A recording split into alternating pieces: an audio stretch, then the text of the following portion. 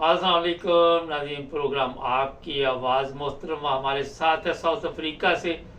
आज इनसे पूछेंगे मरियम ने कल पंजाब का जो हलफ उठा लिया असम्बली में, और लोग तो कह रहे हैं कि बुरे दिन शुरू हो गए हैं। मैं तो कह रहा था कि बुरे दिन गए ही नहीं हमारे। जी मोहतरमा, क्या कहती है? अह, मरियम ने वाकई हलफ उठा लिया है। बस क्या कहे, मेंढक चोरी की है। आप जो मर्जी कह ले, लेकिन है ये चोर ही हैं। अभी चोरियां कई किस्म की हैं। अब मेंढक भी चोरी वो रह गया था, वो भी कर लिया इन्होंने। वो भी अपने सर के ऊपर इन्होंने तमगा सजा लिया कि हम मेंढक चोर भी हैं। आप देखें, नवाज शरीफ बिल्कुल ही सियासत से गायब हो गए। हम्म ऐसी क्या आफत पड़ गई कि वो बिल्कुल ही गायब हो गए। अब वो सबसे कहते फिर रहे हैं कि मुझे क्यों बुलाया, मुझे क्यों बुलाया। और अपनी बेटी को भी वो पूछते हैं कान में कि बेटा क्या आपकी ही बात हुई थी, सिर्फ मेरा नाम नहीं था उसमें। ठीक। तो मेरे चोर है। मैं तो इन्हें अपना वजीर आला नहीं समझती, क्योंकि इनकी औकात नहीं है वजीर आला, और वो भी पंजाब जैसे बड़े सूबे की जिसकी 12 करोड़ आबादी है और उसका सालाना जो बजट है वो अरबों में है। ठीक। तो मैं नहीं समझती, क्योंकि अगर ये औरत बन सकती है तो मैं तो लाखों करोड़ों दर्जे बेहतर हूँ उससे। मैं बन सकती हूँ पंजाब की वजीर आला। अच्छा, मैं अपने आप को सवालात भी इस करूंगा काबिल आपसे आज। समझती हूँ, और मैं इस काबिल समझती हूँ अपने आप को। और उसके अलावा बात यह है कि मुझ में इतनी एबिलिटी है कि मैं पंजाब को रन कर सकूं। ठीक। इसको बना लिया, ये तो कठपुतली है, पपेट है। जिन्होंने पंजाब को चलाना है, पंजाब को उन्होंने ही चलाना है। और उनको ऐसा ही बंदा चाहिए था, मर्द हो या औरत हो, ऐसा ही जो इनकी उंगलियों पे नाचे। तो ये अच्छा नाच सकती हैं। और ये इन्होंने खुद ही कहा था कि वो रास्ता मुझे भी आता है जिसमें सिर्फ हाथ जोड़ने पड़ते हैं, और वो बड़ा आसान रास्ता है, वो मुझे बहुत अच्छे तरीके से आता है। इन्होंने खुद ही कहा था। इनकी ऑडियो भी लीक हुई हुई है ये। चले, और मैं इस कुछ इन्होंने प्रेस सवालात करता हूँ कॉन्फ्रेंस में ही आपसे कहा ना था। आज। जी, मैंने कहा जी मैं सवालात कुछ करता हूँ। जी वो जी रास्ता, अब एक खतून को तो मैं नहीं कुछ बता सकता, मगर कई चीज़ों का हमारे सामने ये पता भी चला है। हमारे सामने भी असद तूर को आज गिरफ्तार किया गया है। उसने जो धांधली चीफ जस्टिस ने करवाई है उस पर जी जी। बकायदा तौर पर बताया है, तो उसके बाद उसे गिरफ्तार कर लिया गया।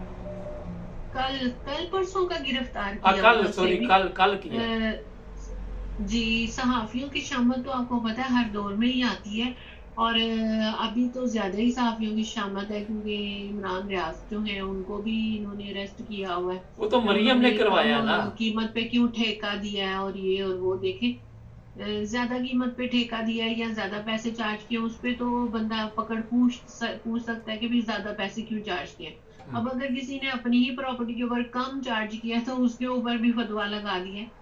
ये मैं आपको ये बात बताऊं कि पाकिस्तान आजाद नहीं है। हम लोग आजाद नहीं हैं। ये हमारी 75 साल की गलत फहमी जो है वो एक शख्स ने दूर की है। हम उसके बड़े शुक्रगुजार हैं कि उसने हमें बताया कि हम आजाद नहीं, हम गुलाम हैं। दूसरा, मुझे पंजाब से एक बहुत शिकवा है। मेरा खुद भी ताल्लुक पंजाब से है, लेकिन मैं इन जो पंजाब है उन लोगों से मैं बहुत मुख्तलिफ हूँ।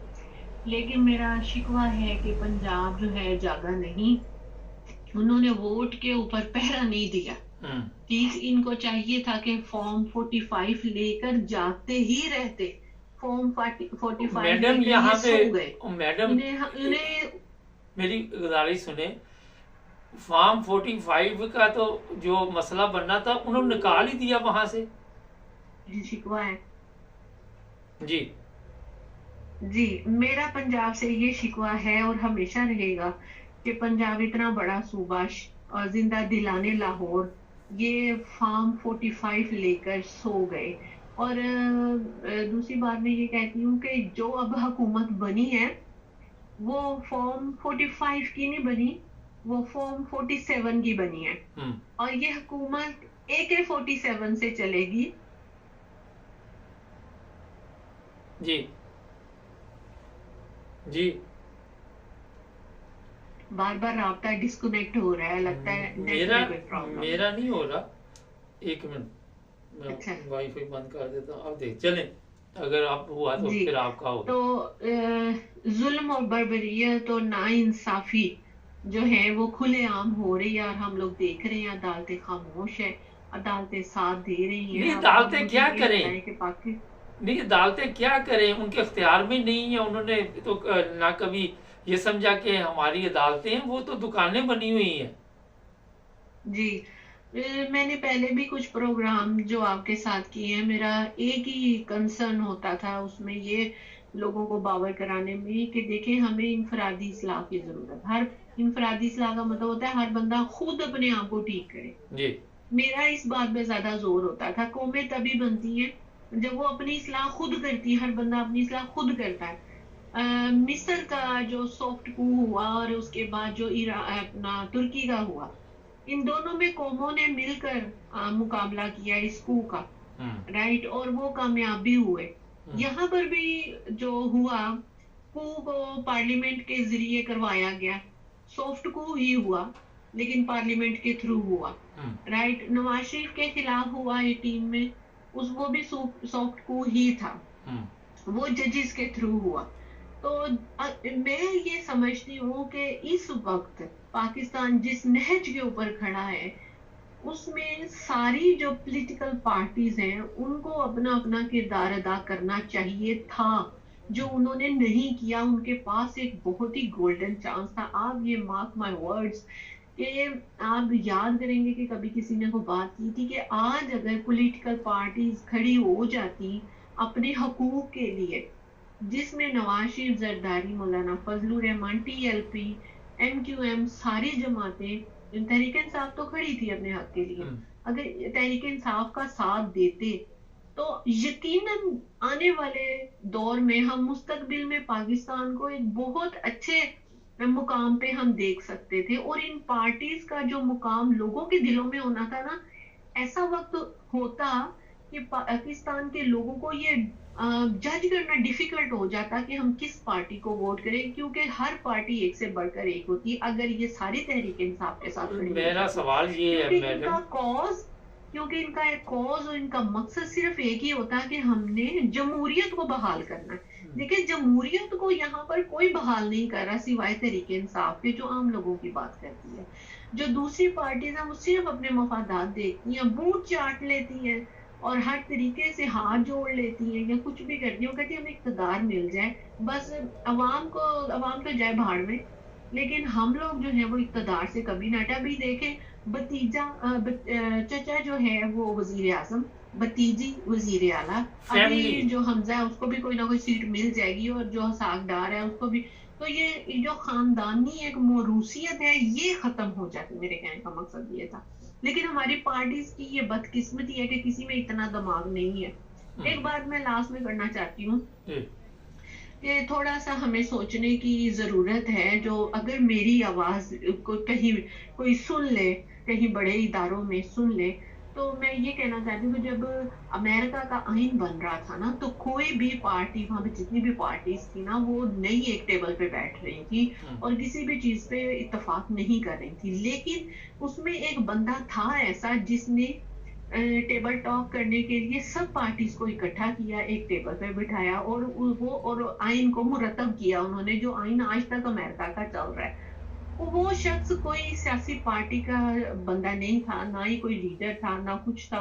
वो बस ये था कि मेन जो है असर और रसूख था उसका पार्टीज में, तो लोग उसकी बात सुनते थे। तो वो सबको जमा करके एक टेबल टॉक के लिए ले आया। और देखें आज कितना स्ट्रॉन्ग उनका आइन है।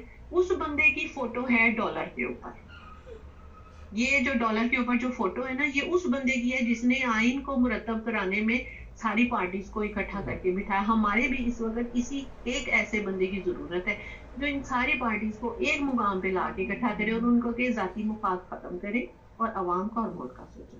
चले, बहुत शुक्रिया आपका, थैंक यू जी। नाज़रीन, मैडम पाकिस्तान के अवाम के लिए दर्द इनके दिल में है, पाकिस्तान के लिए दर्द है। बेशुमार प्रोग्राम इन्होंने हमारे साथ किए, हक के लिए आवाज़ उठाती हैं। जुड़े रहे हमारे साथ, हमारे चैनल को सब्सक्राइब कर। अस्सलाम वालेकुम नाज़रीन, प्रोग्राम है आज पाकिस्तान के साथ।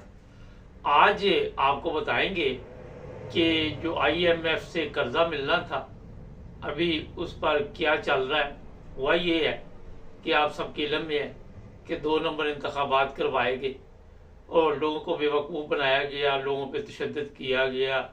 और आप सबके इल्म में है कि कौन लोग ये करवा रहे थे और उन्होंने कितना पैसा लिया।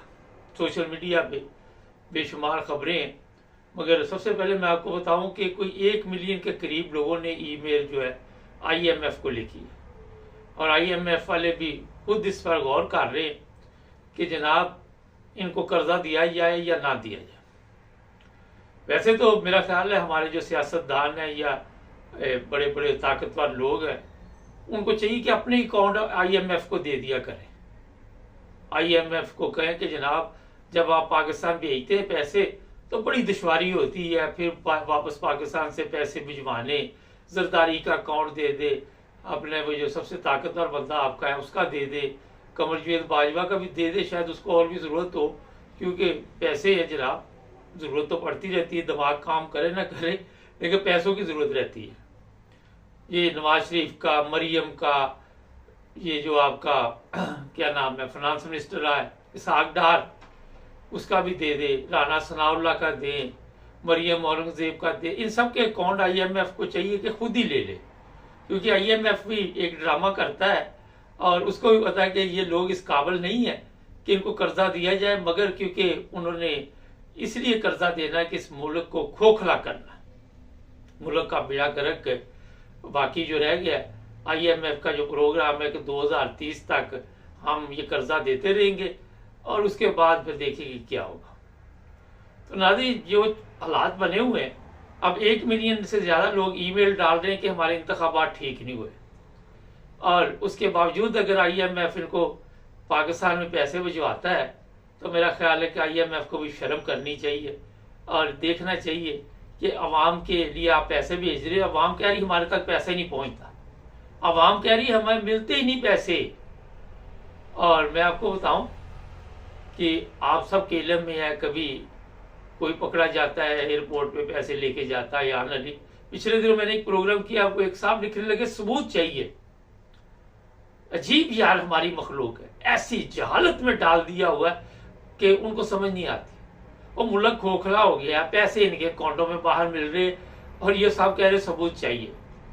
यूरोप में किसी बैंक में आजकल आप जाकर 10,000 पाउंड या 10,000 यूरो लेके जाएं या 20,000 यूरो लेके जाएं और वहां जरा जमा करवाएं और फिर आपको फाइनेंस साहब या टैक्स वापस ना पूछे तो मुझे कहिएगा। वो पूछेंगे ये पैसे कहां से आए हैं, वो सवाल करते, तो लोग सबूत मांगते हैं।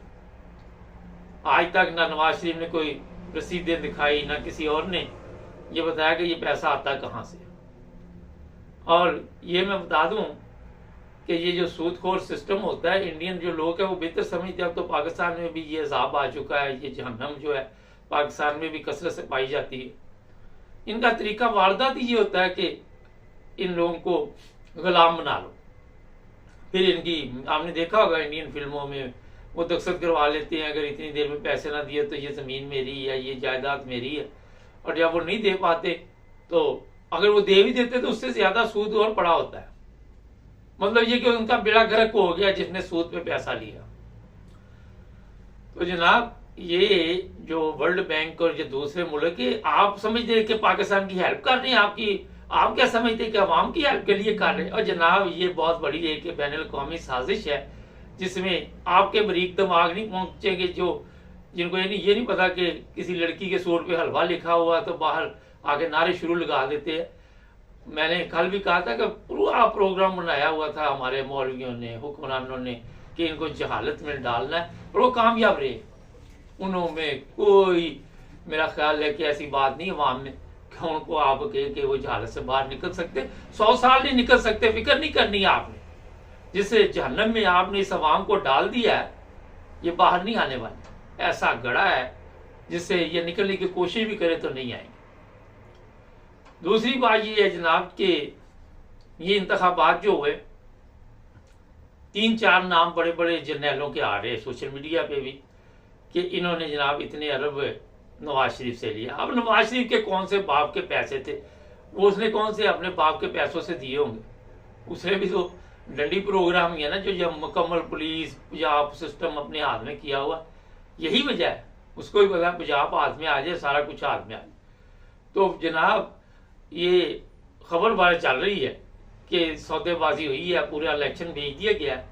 अब IMF को चाहिए कि मेरा ख्याल है कि कोई कमीशन, जिस तरह ये सियासतदान लेते हैं, जब इनको पैसे, ये भी लेते होंगे कमीशन, मगर जब पैसे देने लगे तो इनको कहे जनाब जो अरबों रुपये लिए है, बाकी वो जो कमर जो बाजवा के अकाउंट में 12 अरब है, उसमें से हमें भी कमीशन दो, ताकि हमें भी तो कुछ आए ना। तो जो इंतखाबात करा के कल पंजाब में एक गवर्नमेंट बनाई गई और दूसरे मुल्कों, दूसरे सूबों में भी आप सबके इल्म में है कि 2 नंबरी के जरिए ये लोग आए, और जो ऊपर बैठे हुए हैं, शुक्र करो, वो लोग कहते हैं अच्छा अब मैं क्या कहूँ, छोड़े मिट्टी डाले, क्योंकि वो फिर हमारे लिए मसाइल पैदा कर देते हैं। बाकी वो समझ के हो गए जिनको पैगाम देना था। तो जनाब ये नहीं कि पाकिस्तान में मिलावट सिर्फ दूध में है, दही में है, शक्कर में है, चीनी में है या और चीज़ों में है। हमारे इंतखाबात में भी मिलावट है। हमारे इंतखाबात भी ऐसे ही है जैसे बस आपने आधा किलो दूध का 10 किलो दूध बना लिया। देख लें आपने, उन्होंने बना के दिखा दिया। पूरी अवाम कहती रही, पूरी दुनिया कहती रही कि जनाब बेईमानी हो रही। उन्होंने कहा नहीं जनाब, बेईमानी कहाँ, हम मुबारकबाद पेश करते हैं आपको, हम मुबारकबाद पेश करते हैं कि आपने बहुत बड़ा कारनामा किया। आपको इतनी बड़ी हरामखोरी करने पर मेरा तो ख्याल इनको कोई अवार्ड देना चाहिए। ये सदर साहब जाते जाते इनको कोई एक अवार्ड भी देते जाए। वो मेरा जो भी कोई पाकिस्तान का सबसे बेहतरीन है, क्योंकि इस तरह के लोगों को मिलेंगे। अब वो टाइम गया, वो वक्त गया मेजर अजीज भट्टी वाला।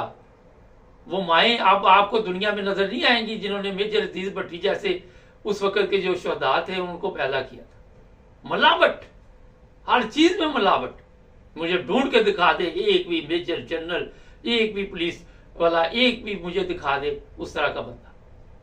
आपको नहीं मिलेगा, आप नजर दुड़ाते जाए। 65 के बाद, 65 और 71 के दरमियान, और 71 के बाद तो बिल्कुल ही बेड़ा गर्क हो गया। आप सबके इल्म में 71 में जनरल रानी, और 2024 में तारीख ने फिर एक दफा वही किस्से याद करवा दिए। नाज़रीन, आपको पता होना चाहिए कि पाकिस्तानी एक बिकाऊ माल है। आपने देखा पैसे के लिए हमने सब कुछ बेच दिया, मुल्क के इदारे बेच दिए, मुल्क की जो भी आपने देखा होगा PI है, जो कुछ भी है सब कुछ हमने बेच दिया। पैसा किधर गया? अवाम पे लगा। अवाम आज भी उसी भूख और अफलास की जिंदगी में अपने वक्त को गुजार रही है। आज भी आप सिंध में चले जाएं, बलोचिस्तान में चले जाएं, पंजाब में चले जाएं, पेशावर में चले जाएं, कहीं पे भी चले जाएं, खैबर पख्तूनख्वा, कहीं पे भी चले जाएं, ये भूख अफलास बढ़ती जा रही है, और इनके पेटों की दोज़ख जो है ठंडी होने का नाम नहीं लेती। जिस तरह अवाम की भूख बढ़ती जा रही है, इनकी दोज़ख भी बढ़ती जा रही है। ये एक से एक बड़ा आपको वहां पे हरामखोर मिलेगा, एक से एक बड़ा 2 नंबरी बंदा मिलेगा। आज बैनुल-अक़वामी तौर पर कोई किसी की, देख लें हमारे मुल्क के, कोई भी बाहर जाए क्या इज्जत। अभी मैं सोशल मीडिया पे चेक कर रहा था, बात हो रही थी हज उम्रे की। वो जी फलां को हज की इजाजत नहीं, फलां को उम्रे की इजाजत। वो आपने हज करके कौन सा तीर मार लिया पाकिस्तान में 2-2, 4-4 लाख लोग जाकर? आपने कौन सा अपने मुल्क की हालत दुरुस्त कर दी? मुझे बताइए। 7 हज उम्रे किए, 4 हज किए, 6 हज किए, मुल्क की हालत तो आपसे बदली नहीं गई। आपने आके हज करके अपनी भी हालत नहीं बदली।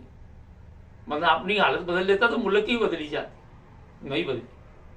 बस बोर्ड लगा दो, हाजी साहब, फलां साहब, सूफी साहब, फलां साहब। वो इन नामों से हालत नहीं बदलती, करतूतों से बदलती है। बेवकूफ़ो, ये यूरोप में कोई हज पे नहीं जाता जो क्रिश्चियन है, जापान से कोई हज पे नहीं जाता, मगर उन्होंने अपने मुल्क बदले है। इबादत ज़रूरी है, इबादत के साथ अपनी हालत भी बदलनी ज़रूरी है। ये बिल्कुल मैं आपको ठीक बता रहा हूँ। जो लोग आज भी नहीं जाते, आप उनके मुल्कों पे आके रहना चाहते हैं, उनके मुल्कों में लाखों रुपए दे के आते हैं। ये हर दफ़ा इसलिए मैं बताता हूँ कि थोड़ी सी गैरत होनी चाहिए काम में। ना जी, हमारे चैनल को सब्सक्राइब करें। यूके में कुछ नए कवानीन भी हैं और कुछ सख्तियाँ भी हैं, उस बारे में अभी थोड़ी देर में एक प्रोग्राम आ रहा है। आज कोशिश करेंगे अब्दुल कयूम साहब को भी लाइन पे ले, फिर एक जर्मनी के हालात के बारे में, यूरोप की खबरों के लिए इरफान अहमद खान साहब से भी रब्ता कायम करते हैं। जुड़े रहे हमारे साथ।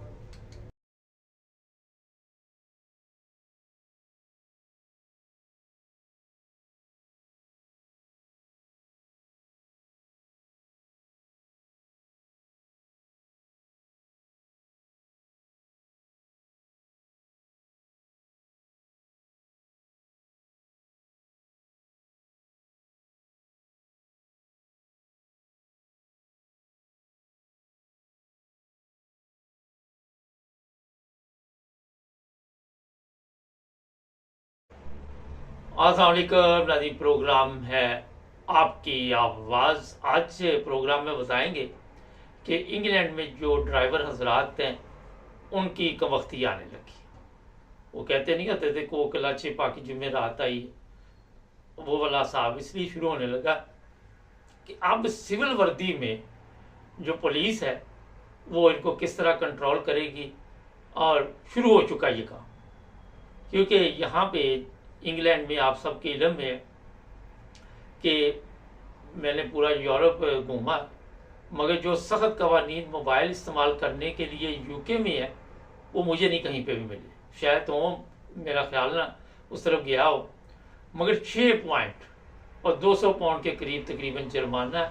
और जब आपके 6 पॉइंट लग जाते हैं तो समझें कि उससे आपकी जो इंश्योरेंस है वो भी महंगी हो जाती है और काफ़ी ज़्यादा पैसे देने पड़ते हैं। जर्मनी में ये मामला नहीं, पॉइंट का तल्लक नहीं है पोजीशनों के साथ, इंश्योरेंस के साथ, मगर यहाँ पे ये वाला चक्कर है।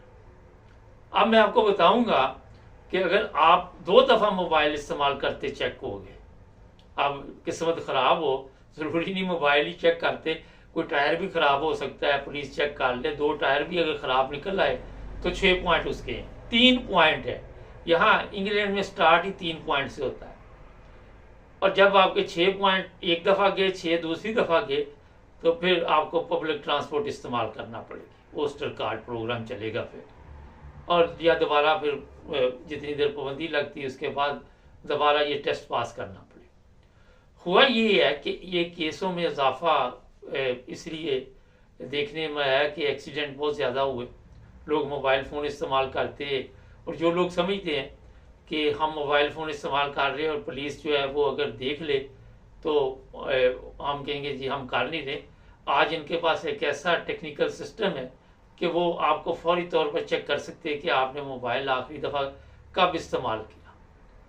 और मैं एक बंदे को जानता हूँ, वो बता रहा था कि मैंने बंद कर दिया, पुलिस ने रोका, उन्होंने मेरा मोबाइल चेक किया और मुझे पॉइंट लगा दिए, क्योंकि उन्होंने बताया कि अभी आपने जैसे ही हमने देखा तो आपने बंद किया, तो उसमें इतने सेकंड आ रहे थे, बकायदा तौर पर टाइम था, वो पीछा कर रहे थे।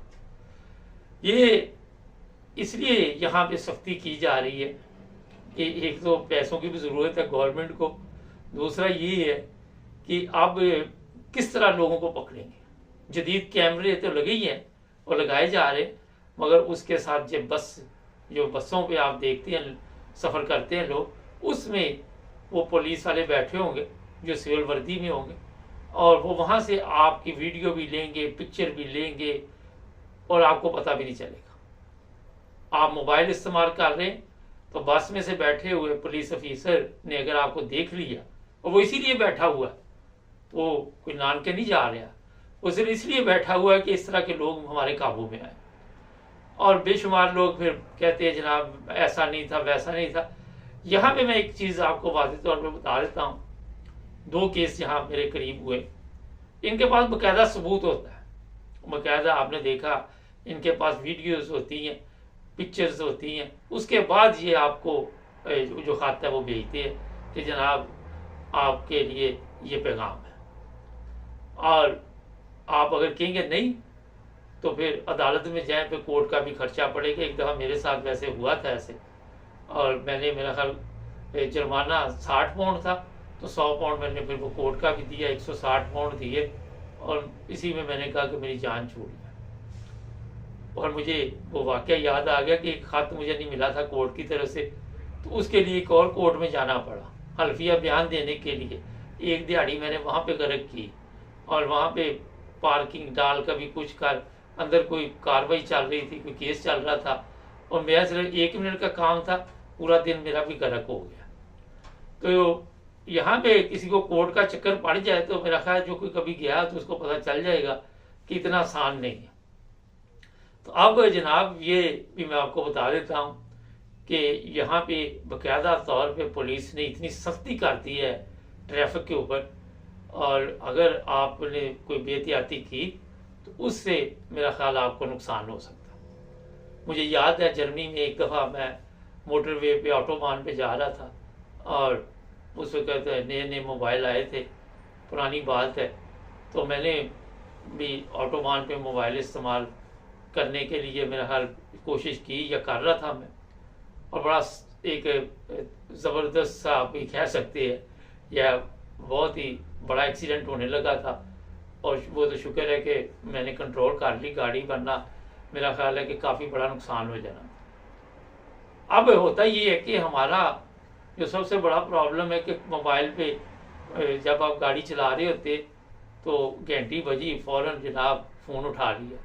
उसका ये हल है कि आप साइड पे गाड़ी खड़ी करें। अच्छा, मोटर को भी बंद करना है, यानी कि मोटर चलती रहे और आप यसु पंजू खेलते रहे, ऐसे नहीं होता। अगर मोटर स्टार्ट है तो फिर भी आपको जनाब ये जुर्माना हो सकता है। गाड़ी आपकी बंद होनी चाहिए। कई लोग मैंने देखा है कि गाड़ी साइड पे लगा के मोटर चल रही है, बात कर रहे होते हैं, उन पर भी वही कानून लागू होता है। और मुझे इस जज ने ये नहीं कहा था कि इस्तेमाल किया, उसने कहा आपने मोबाइल हाथ में पकड़ा था, इसी पे वो प्रॉब्लम बन गई। क्योंकि इन जो भी लोग यहाँ पे आप यूके में रहते हैं, जर्मनी वगैरह में इस तरह कैमरे नहीं है कि हर बंदे ने इधर कैमरा लगाया हुआ है तो वो आपकी तस्वीर ले रहा है। लेकिन यहाँ पे क्योंकि इतने लोग फिरते हैं जो कैमरा लगा के, तो वो उनके पास वीडियोस होती हैं।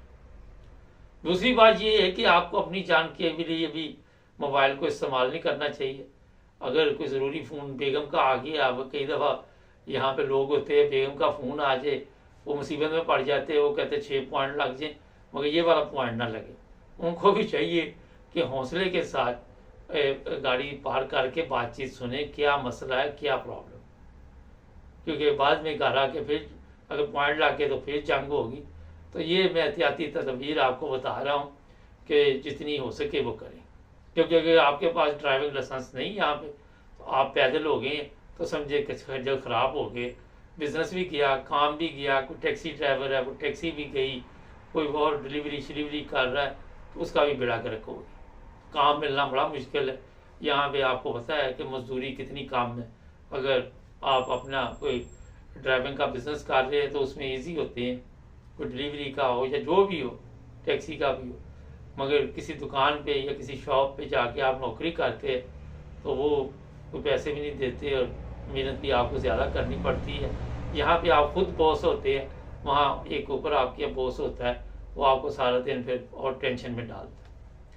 तो जनाब फिर एक और जो मैंने बात की थी कि ये जो पॉइंट है, ये ज़रूरी नहीं कि टायर है या वो है, ओवर स्पीड भी है, उसमें भी लग सकते हैं। लोग समझते हैं कि जनाब अगर हम किसी का नाम दे देंगे, फलां करेंगे, ये करेंगे, वो करेंगे, तो वो भी अब इन्होंने बाकायदा तौर पर सख्ती कर दी है।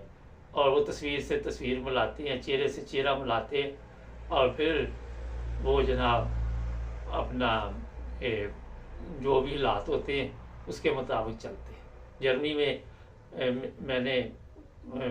मैं गाड़ी चला के कहीं गया तो तस्वीर आ गई, वो पुलिस वाले घर आ गए थे जिसके गाड़ी थी, उन्होंने मेरी तस्वीर पकड़ी हुई कि जनाब ये ओवर स्पीड चला है। तो यहाँ भी अब यूके में, जर्मनी में तो 1 पॉइंट लग जाता है या 2 पॉइंट, लेकिन उधर होती ही 8 है, अब कर दी हो, यहाँ 12 है, मगर 3 से स्टार्ट होते हैं, जर्मनी 1 से स्टार्ट होता है। तो जनाब ये इसलिए तमाम चीज़ें आपके सामने आज मैंने रखी हैं कि ड्राइवर हजरात जो हैं वो मुतवज्जा हो जाएं और ये ना समझें कि मोबाइल इस्तेमाल करते हुए हम पकड़े नहीं जाएंगे। लोगों के जहन में ये होता है कि उसी ने पकड़े जाना था, जो पकड़ा गया मुझे कुछ नहीं होता, मगर किसी की भी बारी आ सकती है। चैनल को सब्सक्राइब करें, टिकटॉक पे भी अब हमें आप देख रहे हैं और वहाँ भी 9 न्यूज़ टीवी की नशरियात जारी हैं और आप यूट्यूब पर भी देख रहे हैं। फॉलो कीजिए, जुड़े रहे हमारे साथ। आज इरफान अहमद खान साहब के साथ प्रोग्राम में यूरोप और जर्मनी में सियासी पनाह के क्या हालात हैं, बेनिफिट में क्या तब्दीली आ रही, इतना कुछ आज इरफान अहमद खान साहब ने बताया कि वो प्रोग्राम आज मुबारक के साथ आपने अगर मिस कर दिया यूरोप में रहने वालों ने तो समझे फिर कुछ भी नहीं हुआ। अल्लाह हाफिज़। अस्सलाम वालेकुम नाज़रीन, प्रोग्राम में आज मुबारक के साथ यूरोप और जर्मनी के क्या हालात चल रहे हैं, इरफान अहमद खान साहब हमारे साथ है। जी खान साहब, क्या चल रहा है, क्या क्या तब्दीली आ रही है? बादशाह तब्दीली यहाँ क्या आनी है, जो यूक्रेन की बात थी वो इनके गले पड़ी हुई है और आजकल वो ज्यादा डिस्कस हो रही है क्योंकि अभी 2 दिन पहले उस वार को 2 साल पूरे हुए हैं और बेसिकली तो रशिया और यूक्रेन के दरमियान जो वार है उसको 10 साल हो गए जी। और जो नेटो के ममालिक जिस तरह शामिल हो गए थे वार के अंदर उसको 2 साल हो गए और वार के जो अखराजात हैं वो इतने बढ़ चुके हैं, इतना बर्डन पड़ चुका है कि अब हुकूमतें जो है वो यूरोप की हिल गई है। इनका ख्याल ये नहीं था कि इतना लंबा ये वार चलेगी रूस के साथ। तो एक नुकसान इनको ये हुआ कि रूस से गैस बंद हो गई, हर तरफ से ने गैस भी और इलेक्ट्रिक भी महंगी हो गई इनकी मुल्कों के अंदर। और दूसरा ये है कि भाई रशिया को वार के ऊपर जो पैसा खर्च हो रहा है वो उसके अलग है। फिर तीसरा आइटम ये है कि भाई जो बहुत ज्यादा जिन्हें कहना चाहिए ये यूक्रेन के लोग जो हैं वो असालत पर नहीं लेकिन ये बहादुर बन के यहाँ आकर आबाद हो गए जी, जिसकी तादाद 1 मिलियन से ऊपर बताई जाती है। उनके ऊपर भी हुकूमत जर्मनी का खर्चा जो हो रहा है। इस सारे सेटअप के अंदर वो सारे यूरोपियन ममालिक जो है वो इफेक्टेड है, लेकिन जर्मनी सबसे ज्यादा इफेक्ट हुआ है। अच्छा। तो इसलिए जर्मनी के अंदर आजकल इस 2 साल वार के जो तकरीबात तो नहीं कहना चाहिए, जो डिस्कशनें आ रही हैं उससे बहुत ज्यादा हुकूमत को भी और सियासतदानों को भी, अवाम भी और जो मुख्तलिफ सोसाइटीज हैं वो लताड़ रही है हुकूमत को कि आपने सोच समझ के कदम नहीं उठाया जिसकी वजह से ये है। और अपने मुल्क के अंदर ये भी सवाल उठा हुआ है इस वक्त जर्मनी में बड़ा सा कि भाई अगर रूस के साथ रूस का खतरा दिन ब दिन बढ़ता चला जा रहा है यूरोप के लिए, तो इस सूरत में हमने तो अपनी जो लाजमी फौजी तरबियत थी वो भी बंद कर दी, कभी आगे वार वगैरह हमने नहीं लड़नी। लेकिन अब रूस के खतरे के बाद तो हमें दोबारा अपनी आर्मी को बनाना पड़ेगा और इस वक्त जो है वो 1,83,000 कुल फौज है जर्मनी की, सब डेयरी वगैरह सारी मिला के। तो वो कहते हैं कि हमें 5 लाख कम से कम फौज जो रखनी चाहिए और 5 लाख बनाने के लिए जो खर्चा चाहिए वो इस वक्त जर्मन की हुकूमत के पास नहीं है। तो वो कहते हैं कि हम बतदरीज इसको इजाफा करें और उसके लिए भी उन्होंने पहली स्टेज ये रखी है कि 2031 तक जो है वो जर्मन फौज की तादाद जो 2,03,000 जो हम कर लें। तो इस किस्म के झगड़ों के अंदर या इन किस्म के मामला जो है बहुत ज्यादा डिस्कस हो रहे हैं। दूसरी तरफ ये है कि मुल्क के अंदर जो बेचैनी है उसका फायदा जो है वो AFD उठा रही है और उनके बहुत ज्यादा पॉपुलर होते चले जा रहे हैं। अगले इलेक्शन जो होने हैं वो ज्यादातर ईस्ट जर्मनी के जो साबिक ईस्ट जर्मनी है उन सूबों के अंदर है और वहां पर अगर उनकी हुकूमतें बन गई तो जर्मनी को बहुत ज्यादा वो कहते हैं नुकसान होगा इन सारे मामलात में जो उन तमाम मुश्किलात के अंदर जो हुकूमत को दरपेश है इस वक्त। तो इस लिहाज से ये एक बड़ी डिस्कशन है जो इस वक्त जर्मनी के अंदर चल रही है। दूसरा ये है कि इन्फ्लेशन रेट जो है वो जर्मनी में गिरा है, वो कहते हैं 5.9 इस वक्त इन्फ्लेशन रेट है जिसको वो 2.8 तक लाना चाहते हैं। अगर वो 2.8 तक नहीं लेकर आते तो फिर जो गरीब आवाम है वो फिर ज्यादा वो कहते हैं जाएंगे AFD की तरफ। जो मुल्क के लिए एक और खतरा है। इसीलिए एक बहुत ताकतवर आवाज उठाई गई है कि AFD के ऊपर जो उन्होंने एक सब ऑर्गेनाइजेशन बनाई है यंग लोगों की, वो कहते हैं कि भाई उसके ऊपर पाबंदी लगाई जाए। वो अभी तक एज ए सियासी पार्टी जो है वो रजिस्टर्ड नहीं है। AFD तो सियासी तौर पर रजिस्टर, उसमें पाबंदी तो नहीं लग सकती। तो ये एक बड़ी स्ट्रांग है जिसको उन्होंने चर्च को भी इन्वॉल्व किया है और चर्च ने भी आवाज उठाई है और बहुत सारी इस वक्त जिसे कहना चाहिए मुहिम चली हुई है, इसमें लोगों से दस्तखत लिए जा रहे हैं कि भाई ये यंग ऑर्गेनाइजेशन AFD की, इसके ऊपर हम पाबंदी लगाएं, तो ताकि ढेर सारे लोग, लाखों में अगर लोग ये साइन कर देते हैं, उसके बाद वो कहते हैं हम इस पर पाबंदी लगाने के लिए हम अदालतों से जो है वो रजू करेंगे।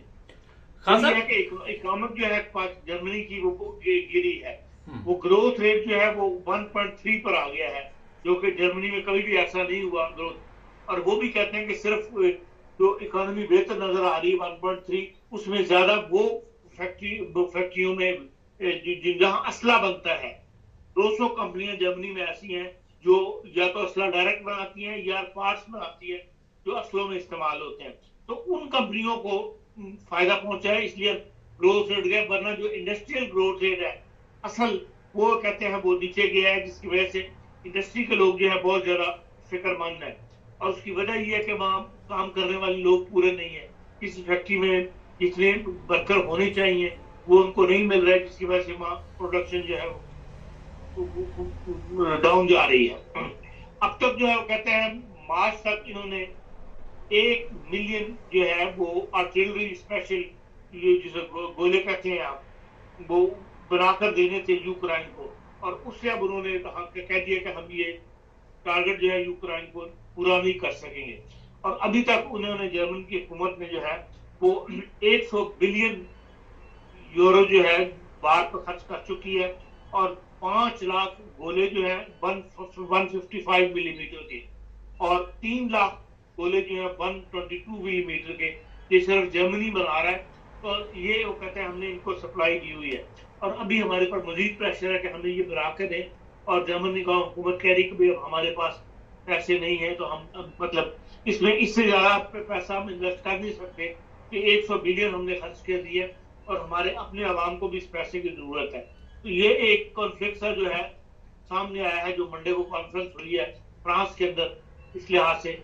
और कहा यह गया है इनसे, स्कैंडिनेवियन कंट्री से, तो भाई आपकी मिलिट्री जो है बिल्कुल मामूली मिलिट्री आपने रखी हुई है बराए नाम से। तो आप बाकायदा मिलिट्री तश्कील ने अपने मुल्कों के अंदर, जो रूस का मुकाबला अगर हमें करना पड़ जाए तो खाली जर्मनी या फ्रांस जो है वो फेस ना करें, बल्कि जो करीब है रूस के ममालिक से, वहां पर भी जो है मुकम्मल तौर पर एक मिलिट्री होनी चाहिए। और दूसरा सवाल जो वहां डिस्कस हुआ है वो ये रेफ्यूजी का है कि रेफ्यूजी जो यूक्रेन से हमने लिए थे, जर्मनी ने जो रिपोर्ट दी है वो ये कहते हैं कि हमने 1 मिलियन से ऊपर रेफ्यूजी फैमिली हमने यहाँ ली है, जिसमें से सिर्फ 2,14,000 जो है काम कर रहे हैं और बाकी सारे जो है वो काम नहीं कर रहे। जो इससे पहले शामी या दूसरे मुल्कों से रेफ्यूजी आए थे वो मार्केट के अंदर जल्दी से जल्दी एडजस्ट हो रहे थे, काम तलाश करते थे, काम करते थे। लेकिन जो यूक्रेन के लोग आए हैं ये काम करने में राजी नहीं है। एक तो उनकी औरतें ज्यादा आई हैं, मर्द कम आए हैं, मर्द को उन्होंने बाहर नहीं निकलने दिया। तो वो कहते हैं कि 5.56 मिलियन जो है वो जर्मन हुकूमत का सिर्फ रेफ्यूजी की जो इनके हैं यूक्रेन के रेफ्यूजी, उनके ऊपर जो है हम खर्च कर रहे हैं। तो ये एक इस किस्म की डिस्कशन जो है बड़ी सख्त जो है इस वीकेंड पे हुई है यूक्रेन का जंग के 2 साल पूरे होने के ऊपर। तो ये जर्मनी का एक हॉट टॉपिक है जो इस वक्त तमाम सियासी पार्टियों को मिल गया है और वो इसके ऊपर इस वक्त जबरदस्त बहस वगैरह जो है वो कर रहे हैं। इसके अलावा बात थोड़ी जर्मनी में जैसे है खबरें कह लें तो जैसे ये कि भाई वार्निंग दी है जो हमारी यूरोप की हेल्थ की जो एक ऑर्गेनाइजेशन है, उन्होंने कहा कि पोलन एलर्जी जो है उसका आगाज इस सीजन में वक्त से पहले हो गया है, जिससे ये अंदाजा हो रहा है कि ये पोलन एलर्जी जो है इस साल ज्यादा सख्त होगी, क्योंकि वार्म टेम्परेचर जो है वो फरवरी में जितना माइनस होना चाहिए था उतने दिन माइनस नहीं रहा, जिसका असर ये हुआ है कि पोलर एनर्जी जो है वक्त से पहले आ गई है। फिर यह है कि जो कोविड-19 के अंदर जर्मनी ने दवाई ऑर्डर की थी 2022 में, वो बहुत ज्यादा ऑर्डर कर दी गई थी, और नवंबर 2022 से फरवरी 2024 के दरमियान जो है, जो नवंबर 2023 से और फरवरी 2024 के दरमियान जो आउट ऑफ डेट हो गई है वो 3.1 मिलियन पैकिंग है कोविड की दवाई के, जो अब इनको जाया करने पड़ रहे हैं। तो जिसपे $2 बिलियन जो है हुकूमतों के ये इनके खर्च हुए हैं, और ये वो कहते हैं उसको अब दवाई को जाया करना पड़ेगा। ये 5 ममालिक हैं जिनमें यूके है, जर्मनी है, फ्रांस है, इटली है और स्पेन है। इनके अंदर ये दवाई जो है 2 बिलियन से ज्यादा की ओवर प्रोडक्शन की इस्तेमाल ली और ये जाया कर दी जाएगी। इसी तरह स्पेन का एक गांव है डॉन बेनिटो, ये सूबा एक्सट्रीम मोड्रो को है, वहां का एक पादरी पकड़ा गया जो एक शख्स के साथ मिलकर वियाग्रा और इस किस्म की दूसरी पावरफुल दवाइयां जो है उनकी स्मगलिंग में मुलवस करार दिया गया, और उसको उन्होंने गिरफ्तार कर लिया। उनके कई एक लागर थे जिनको सील कर दिया गया, और 1 माह से उनका पीछा पुलिस कर रही थी। तो इसके ऊपर भी काफी लेदे जो है वो शुरू हुई है चर्च के हवाले से, कि भाई जब चर्च के भी लोग भी इन कामों के अंदर जो है मुलवस हो रहे हैं। इस तरह जर्मन की पार्लियामेंट ने एक कानून को पास कर दिया है कि भाई हर जो शख्स चाहता है वो 50 ग्राम तक कैनाबिस जो कोई नशा है वो अपने पास रख सकता है, और हर बंद जो मतलब जो ख्वाहिशमंद है इसको रखने का, या वो अपने घर के अंदर 3 पौधे जो है इसके उगा सकता है। और इसके हक में जो है जर्मन पार्लियामेंट में 460 वोट आए हैं और 226 ने इसकी मुखालफत की है, 4 लोग गैर जानबदार हैं। और जुलाई के बाद जो है ये आप क्लबों के अंदर भी सप्लाई इसकी होने की इजाजत मिल गई है, लेकिन ये कि भाई आप 50 ग्राम से ज्यादा इसको नहीं रख सकेंगे। ये एक नशा है जो काफी पॉपुलर हो रहा है यूरोप के अंदर। इसी तरह फ्रांस के बाद जो है स्पेन, इसने भी पाबंदी लगा दी है कि 2 घंटे से जो कम की मुसाफत की फ्लाइट्स हैं वो कैंसिल मतलब बंद कर रही है। वो कहते हैं कि ये कार्बन जो बहुत ज्यादा मौसम की तब्दीली के लिए जो स्कीम एक्शन प्लान 250 जो है उसका ये हिस्सा है कि यूरोप के अंदर जो है ज्यादा से ज्यादा रेल्स की लाइनें बिछाई गई हैं, रेल्स का ट्रेवल ज्यादा किया जाए और जो फ्लाइट्स हैं उनका तादाद जो है वो कम कर दी जाए। तो इसमें जर्मनी में भी बड़ी तेजी से अमल हो रहा है और नई लाइनें बिछाई जा रही, नए रूट्स बनाए जा रहे हैं। यूरोपियन हेडक्वार्टर्स को जो है वो बर्लिन और फ्रैंकफर्ट के साथ मिलाया जा रहा है ताकि ज्यादा से ज्यादा लोग जो है वो फ्लाइट्स की बजाय ट्रेन के ऊपर सफर करें। और इसी तरह एक स्कीम ये भी है कि भाई 4 दिन काम जो है वो 5 दिन की बजाय 4 दिन काम किया जाए। इस वक्त भी जर्मनी के अंदर 300 कंपनियां ऐसी हैं जो पहली ट्रायल के तौर पर इस पर काम कर रही हैं। बर्तानिया ने ये काम शुरू किया था 2022 के अंदर जब कोविड आया था, और उन्होंने अब रिपोर्ट निकाली है कि हमें हमारा ये तजुर्बा कामयाब रहा है और अब वहां पर अलाउ कर रहे हैं कि आप 5 दिन की बजाय 4 दिन काम करें और वीकेंड जो है वो लंबा कर दिया जाए, 3 दिन का वीकेंड जो है वो कर दिया जाए। और जर्मनी ने अब ये इब्तदाई तौर पर एक स्कीम शुरू की है। अभी 350 कंपनियों को ये अलाउ किया कि वो 5 दिन की बजाय 4 दिन जो है वो काम करें।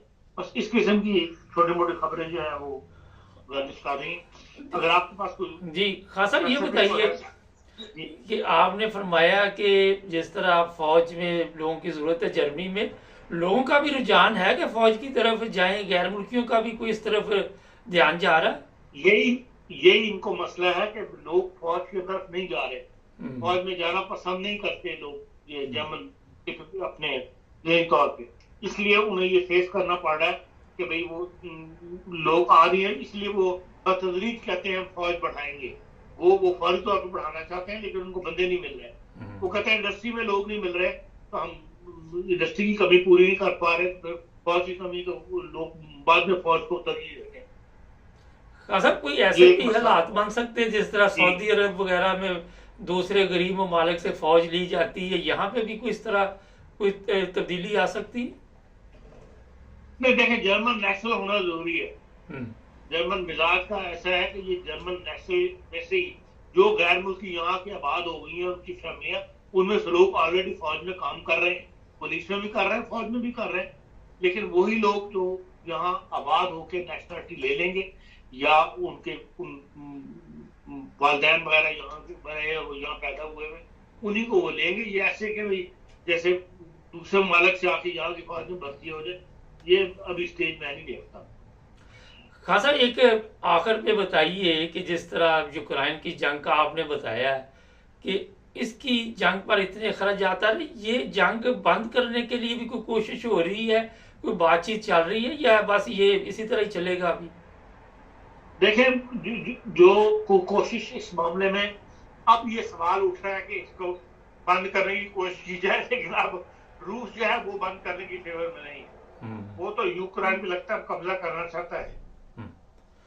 अच्छा खान साहब, ये सियासी पनाह वाले लोग हैं यहाँ पे, जिस तरह वो पार्टी ऊपर आ रही है जो गैर मुल्कियों के मुखालिफ है, तो आप क्या समझते हैं कि मुस्तकबिल में अगर जो गैर मुल्कियों ने वोट ना डाला तो इसका नुकसान होगा? देखिए, वोट का नुकसान, वोट देना चाहिए, वोट अगर नहीं देंगे तो अपना नुकसान खुद करेंगे। ज्यादा से ज्यादा ऐसी पार्टी को वोट देना चाहिए जो गैर मुल्कों की फेवर तो कोई भी नहीं करती, लेकिन जो कुछ ना कुछ हमदर्दी रखती है या गैर मुल्कों की को तस्लीम करती है कि हाँ उन्हें जर्मनी के अंदर रहने का हक हासिल होना चाहिए और उनको उसी तरह तमाम फैसिलिटी मिलनी चाहिए जो जर्मनों को है। ऐसी सियासी पार्टियां मौजूद हैं, उनको वोट देके ज्यादा से ज्यादा उनको पार्लियामेंट में लाना चाहिए, परसेंटेज वोटों की बढ़नी चाहिए उन पार्टियों की। नहीं तो जो AFD है उससे तलब रखने वाली पार्टियों नजरियात की, उनकी हौसला शिकनी होना बड़ा जरूरी है, नहीं तो नुकसान गैर मुल्कों का ही होगा। खासा बेनिफिट जो ले रही हैं बुर्गा गेट, वो कोई सख्ती उसमें भी हो रही है? मुख्तसर बता दीजिए जी, ये टाइम खत्म हो रहा है। देखो, उसमें अभी तक तो उन्होंने कार्ड सिस्टम किया है।